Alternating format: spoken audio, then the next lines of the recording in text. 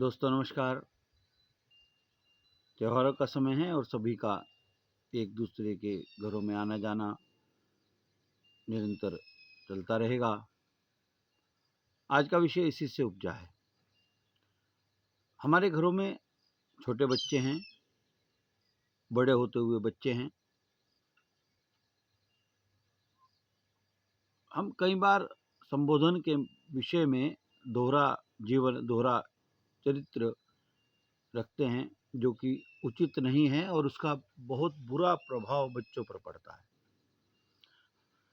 सामने जो हमारा संबोधन किसी के लिए है, वही संबोधन हमारा उस व्यक्ति के लिए उसके वहाँ मौजूद ना होने पर भी यदि हो, तो समाज में एक नए ढंग का माहौल, एक वातावरण पैदा होगा, क्योंकि हमारे बच्चे वही संबोधन और उसी तरह का सम्मान देते हुए किसी भी व्यक्ति को बड़े होंगे और एक सामाजिक संरचना का ताना-बाना जो पिछले कुछ वर्षों में टूटा है, उसे हम बना पाएँगे।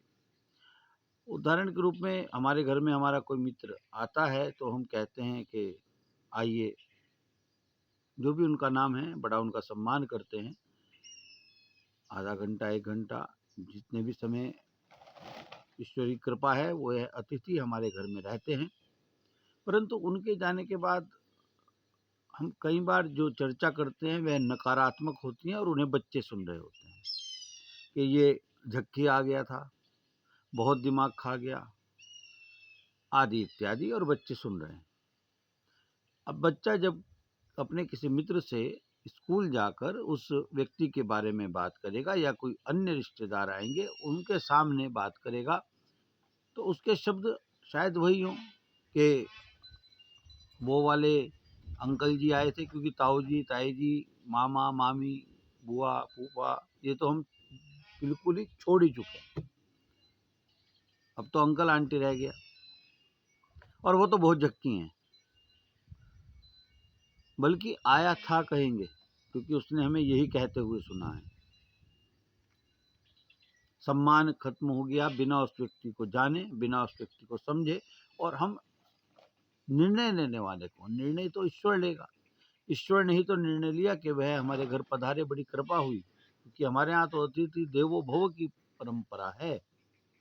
और हम बच्चों को यह बात कभी समझाते नहीं कि जो अतिथि है वह बस ईश्वर ही है।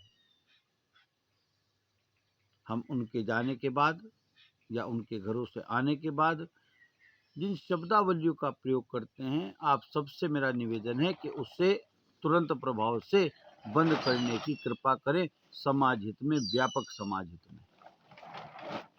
जो संबोधन हम किसी व्यक्ति को उसके मुख पर देते हैं, पीछे भी वही देना शुरू करें, तो हम पाएंगे कि हमारे बच्चों में और लोगों के लिए सम्मान बढ़ रहा है।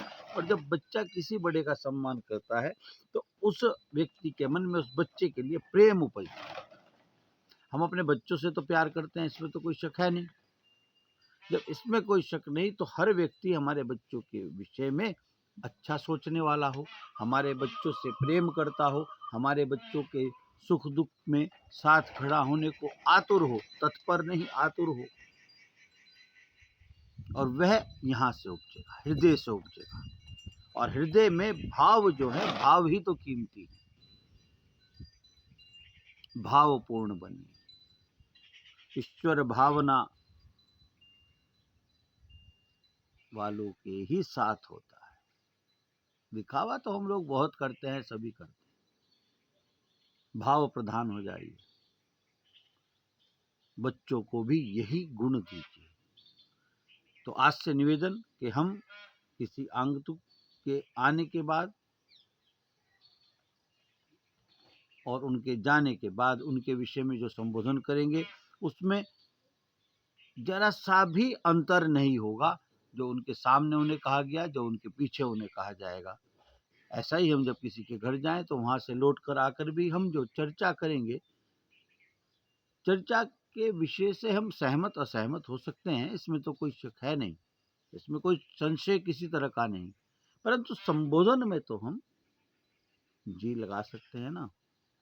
बच्चों को कहिए, जब अपनी फोन बुक में किसी का नंबर डालें तो उसके आगे जी जरूर लगाएं। एक अच्छा अनुभव है मेरा इस विषय में। इस विषय पर अलग से चर्चा करेंगे एक दिन। आप सबका दिन शुभ हो। दीपावली बस आने को है।